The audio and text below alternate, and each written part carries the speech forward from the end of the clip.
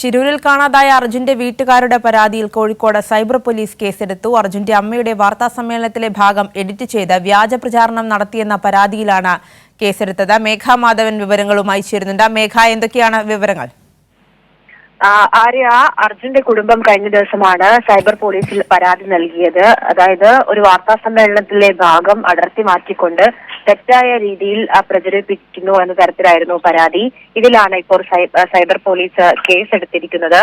കഴിഞ്ഞ 22-ന് അർജുന്റെ കുടുംബം നടത്തിയ വാർത്താ സമ്മേളനത്തിൽ പറയാത്ത കാര്യങ്ങൾ തെറ്റായ രീതിയിൽ എഡിറ്റ് ചെയ്തുകൊണ്ടാണ് ചില യൂട്യൂബ് ചാനലുകളും അതിനൊപ്പം മറ്റ് സോഷ്യൽ മീഡിയ പ്ലാറ്റ്ഫോമുകളും പ്രത്യക്ഷപ്പെട്ടത്.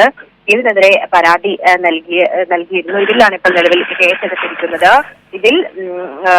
ഇതുമായി ബന്ധപ്പെട്ട് ഏതൊക്കെ അക്കൗണ്ടുകളിൽ നിന്നാണോ ഈ സാധനം പ്രചരിച്ചത് എന്നതുൾപ്പെടെയുള്ള കാര്യങ്ങൾ നിലവിൽ പോലീസ് പരിശോധിച്ചു വരികയാണ്. പോലീസ് അന്വേഷണം ആരംഭിച്ചിട്ടുണ്ട്.